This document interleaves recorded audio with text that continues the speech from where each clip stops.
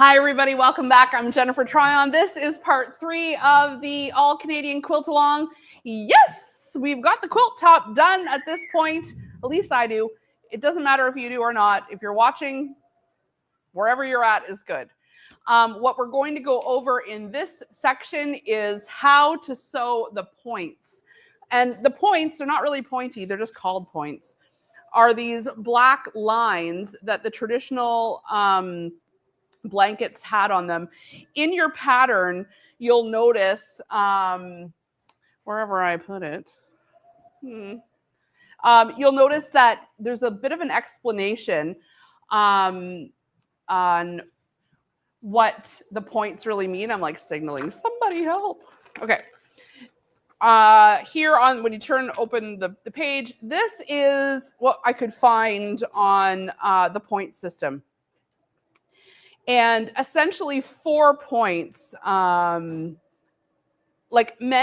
it was like the weight of the blanket, the size of the blanket.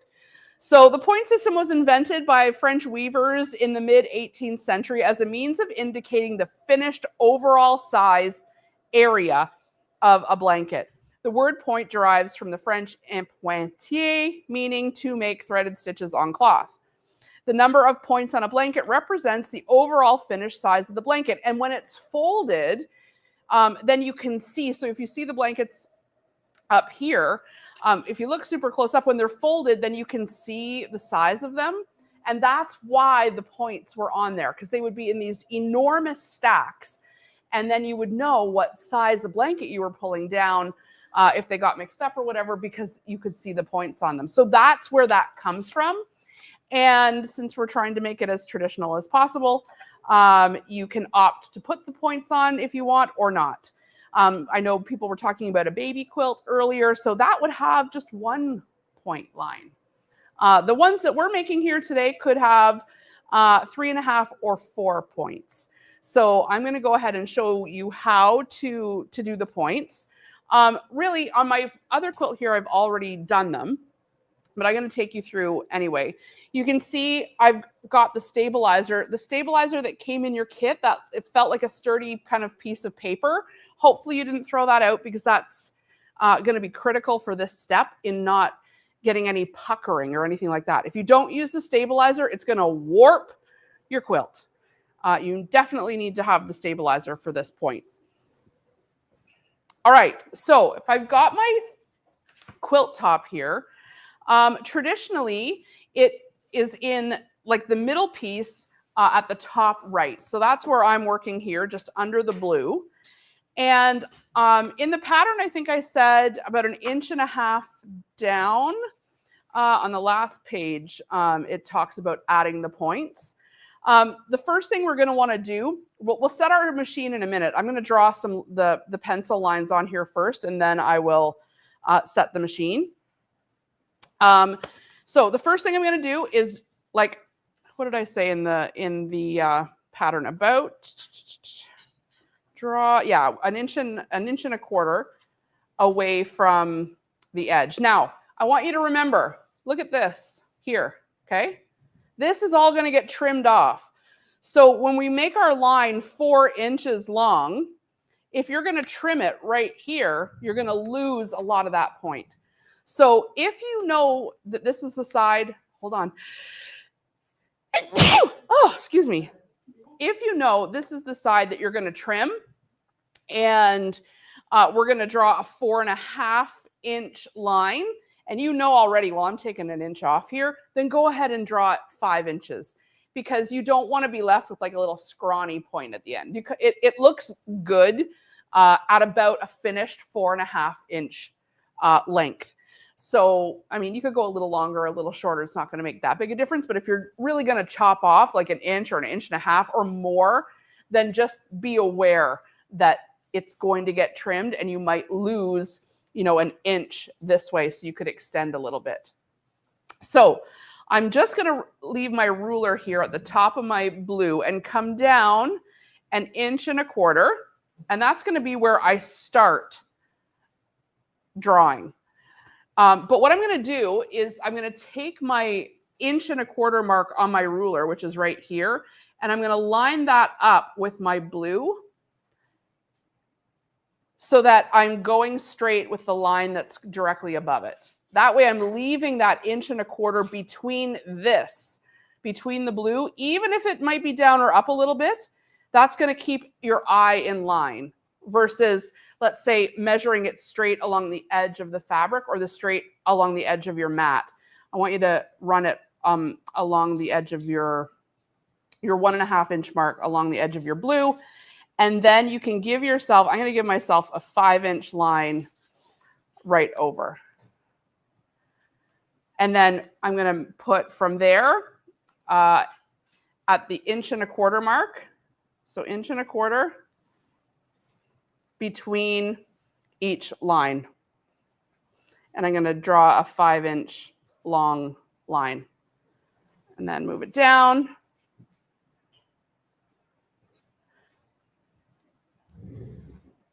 And then move it down again.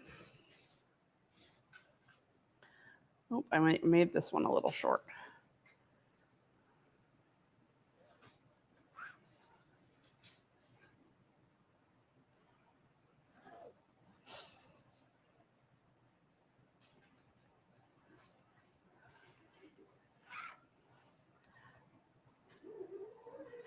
All right. And we're essentially going to sew over these pencil lines. If you have a disappearing ink or a chalk marker or something like that, you can use that too, but I'm just using regular pencil. That's fine. We're not going to see it in the end and it'll come out. So now what I'm going to do is take the stabilizer that I also had at one point. Oh, there it is. Thank you. And so there's a couple things we could do here. Violet, could you go down and get the can of spray adhesive? Just quick. So if you have some spray adhesive, you could use it here. If you don't, you can just pin. I'm going to spray adhesive and pin. We basically want this to be as stable as possible. Whenever you're doing any stitch on your machine that isn't just straight, like basically straight stitch, any of your decorative stitches, even the zigzag stitch, you'll benefit from using a stabilizer underneath your fabric. I'm just looking at the comments here. Okay, I think we're good. The stabilizer is going to help when that stitch is going back and forth, back and forth, back and forth. If you're getting tunneling, like underneath your zigzag stitch, it means your fabric isn't stable enough. That's essentially what it means. So I'm grabbing just a little. If you don't have spray-based, it's not the end of the world. If you do, pull it out and use it. If you've got like a glue stick, pull it out and use it. So I'm just going to give the back of my stabilizer a little, or the front of my stabilizer a little spray. And then I'm going to place this lengthwise. Basically, I want to make sure that it's covering all of my strips. And this is temporary adhesive. So if you had to peel it off and put it back on again, it's no big deal.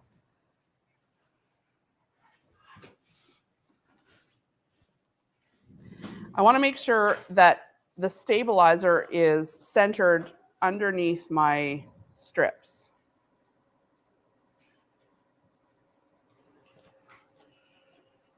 In fact, I'm going to actually even pull it a little so that it's starting with a little bit of stabilizer off the end, because I've still got plenty on the end here, like to go.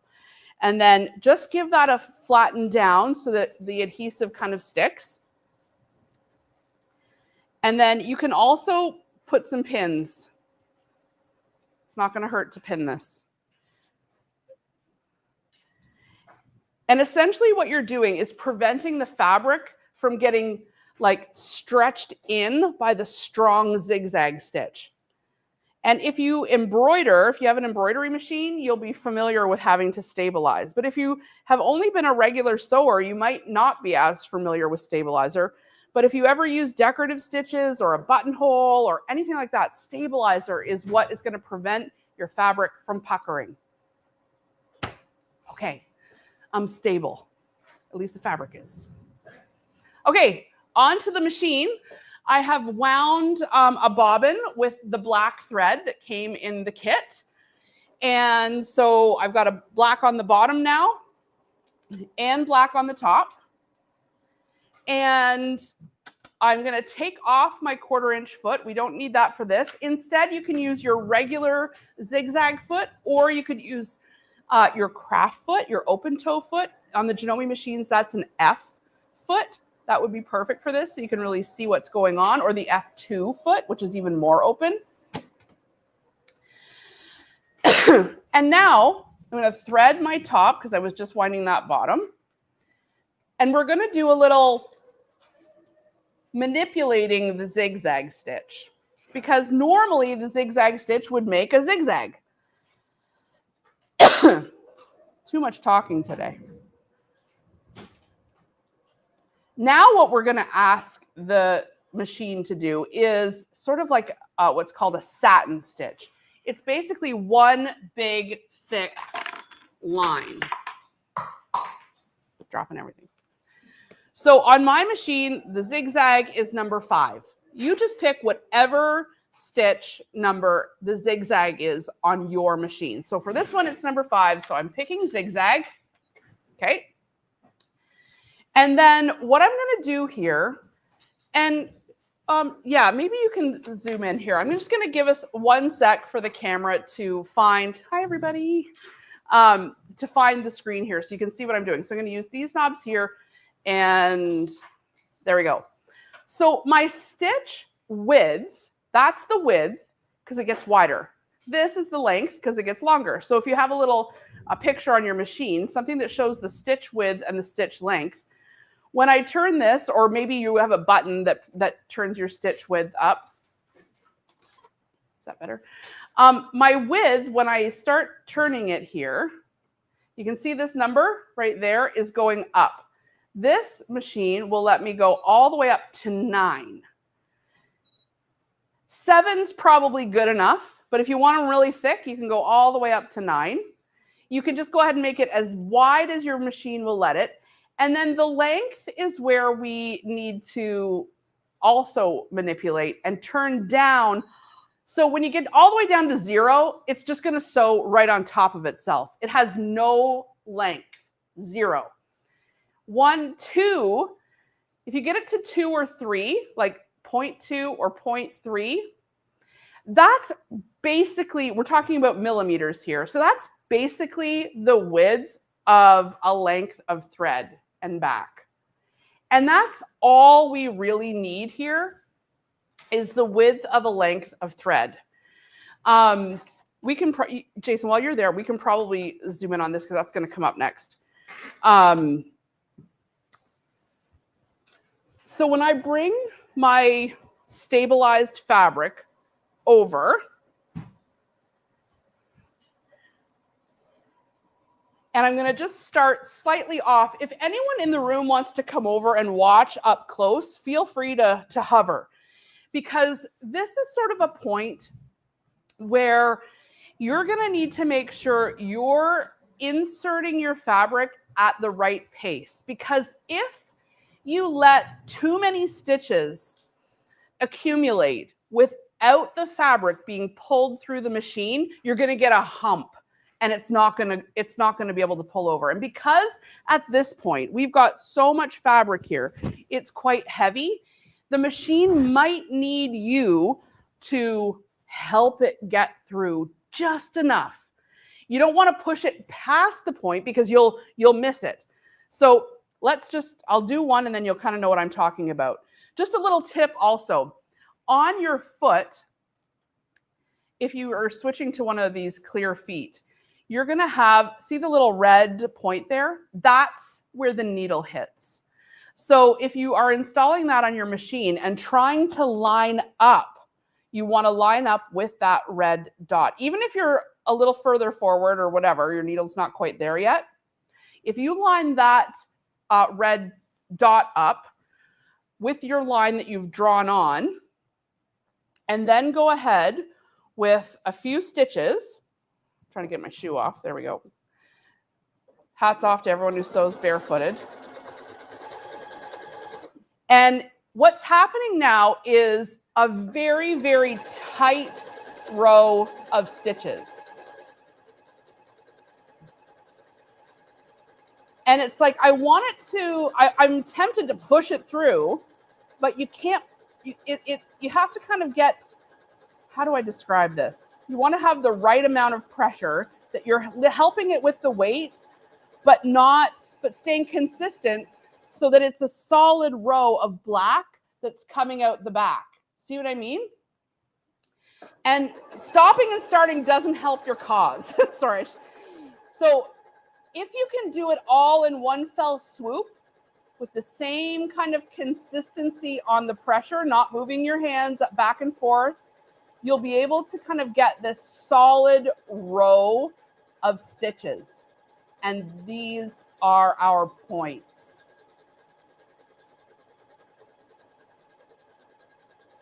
So trying to do it without stopping. And now I just am covering the last of the pencil, stopping, and then I'm pressing the lock stitch button. If you have a lock stitch, which looks like a little bullseye, you don't need to back stitch then. It'll just tie it off for you. Oh, so good. Look, nice, very good. Like it looks like a nice solid line.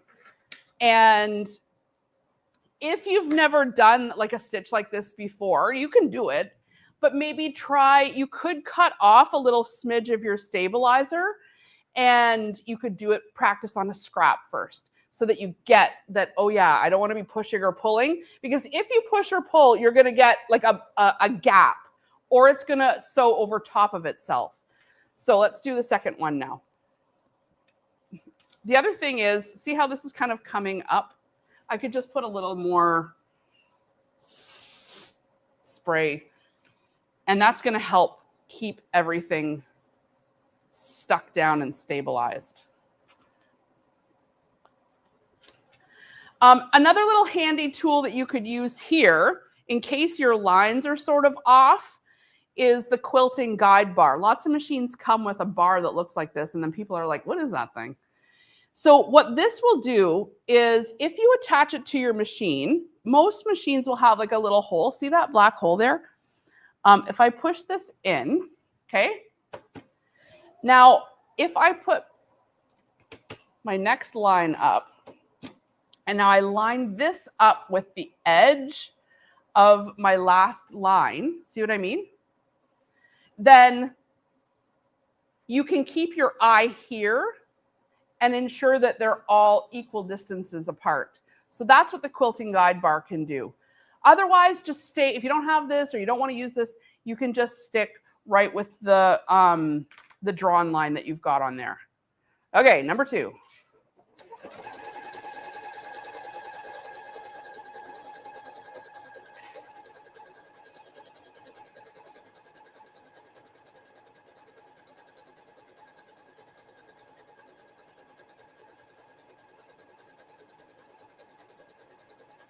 So now the feed dogs are quite good on this machine, meaning like it's helping pull it in, but I'm putting a bit of weight on my fingertips here too, just to ensure, because accidentally, if you get 2 or 3 or 4 stitches that go one on top of another, you'll end up with a lump in the middle of your presser foot that the machine won't be able to potentially get over. Especially if you've got a smaller sewing machine or like a beginner model sewing machine that doesn't have as robust a feed dogs. So you're going to help it, but stay consistent and try to do it without stopping. All right, I'm just going over now I'm going to lock stitch so it locks it in. Otherwise it'll unravel. So we need to tie it off at the end. If you don't have a lock stitch, you could back stitch. Okay, there's 2. Don't they look nice and sharp? Yeah, yours are going to look nice too. Don't worry, yours are going to look the same. Everyone's always like, oh, but yours turn out because you're the teacher. No, I'm not that great a sewer. I'm just like a normal sewer, like not an expert. You can do it. I just like sewing too, and just happen to be doing this class. It doesn't mean that Okay, look, I was talking and not pushing. This is exactly what I was talking about. Look, I let this, it's going to be very hard to see, but I'm going to show you. I let this build up. Let's go. Yeah, sure. Try. You'll have to. On the back, yeah. I let this build up too much. We're going to get it in focus. Hold on. And because the stitches are so big and thick and it doesn't have that much space, it gets trapped inside the presser foot like this, like in here, and it can't move forward and just keeps making the problem worse. So I'm going to stop yakking. Anyone want to take bets if it's possible? And then, but what's good is I can just cut this right away. Because like, look at how many stitches were there. That's not great. And then I'm just going to be more careful. So when you're starting, it's kind of good that happens because it's going to happen to one of you probably too. And just know, don't let it go on and on and on. Stop, cut, and redo it. All right. So when I start, I'm going to make sure I get that pressure so that it's able to, there we go.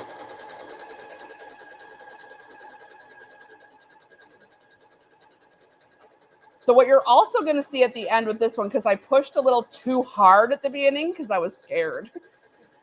So you can already see it coming there where I push a little too hard. And so I've got a little bit of a blank space. But that's okay because this is going to get trimmed off right there anyway, so I'm not too worried. The other thing you could do is go back over it just in that spot. If you end up pushing too hard and have a blank space, you can go back over it. What you want to make sure doesn't happen is tunneling, where it's like puckering, and that you don't end up with too much pressure, that you've got too much white space in between. Otherwise, it won't look like a solid line.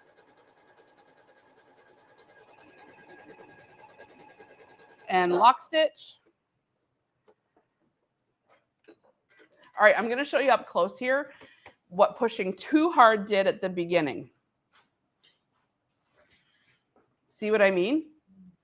Pushing too hard. Oh, that looks brutal. But it's okay because it's going to get trimmed like right there. But it's kind of good that you guys get to see what the difference is anyway.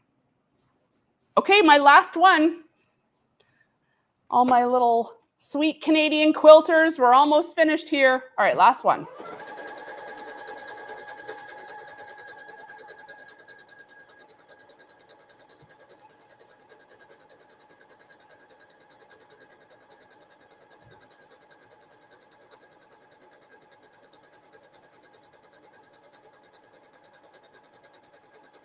Am I blocking too much? There we go.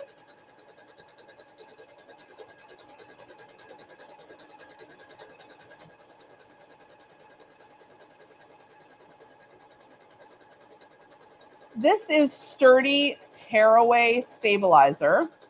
So at the end, I can just tear this off the back. It does not need to stay on the quilt.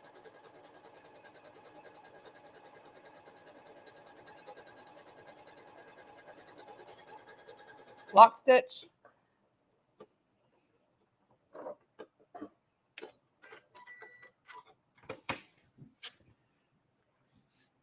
Here we go. Okay, look, I have a little bit of here. Obviously, I was a little bit less consistent. See, maybe I'm just rushing to get done. So if I go back over this, like I could go over that one more time and thicken that up. So if that happens to you and you're like, oh, I don't love that, then set it up in the middle again.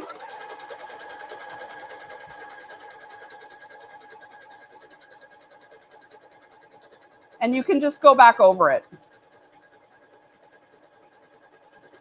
It's going to help thicken it up.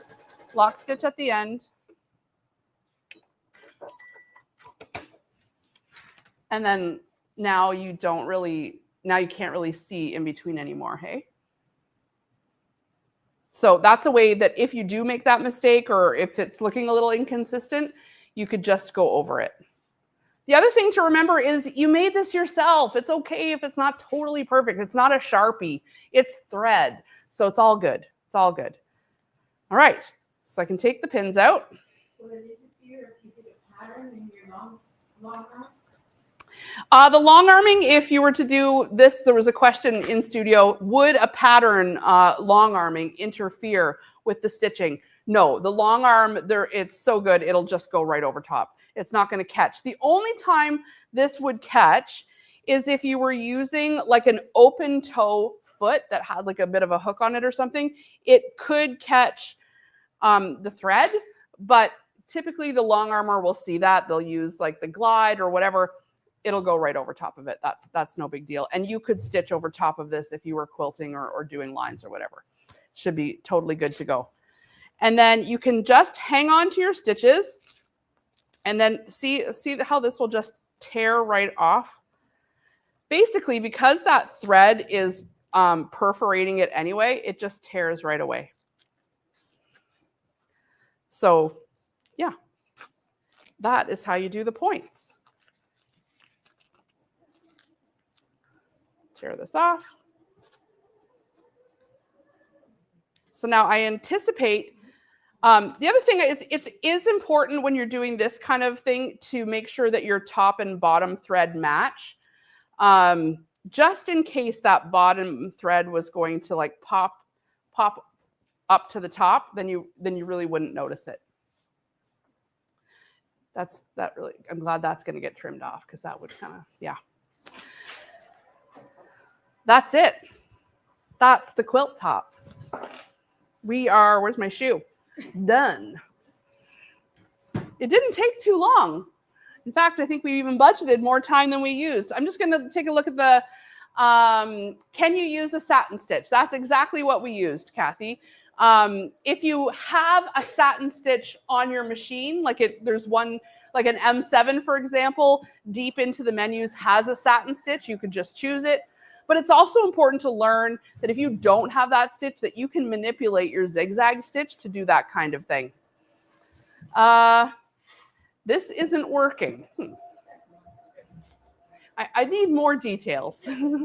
How does it not unravel when trimming the edge? Okay, so that's a great question. You're going to, when you trim the edge, it'll stay on for a bit, but you're going to want to bind over that.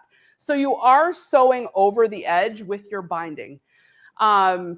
If you plan to leave this unquilted for a long time, and if it's going to get moved around, if it's going to, you know what I mean, anything like that, then you could just put a row of stitches, or don't trim it until you're going, until you're going to bind it, because leaving it unbound for a period of time is just going to give it longer to unravel.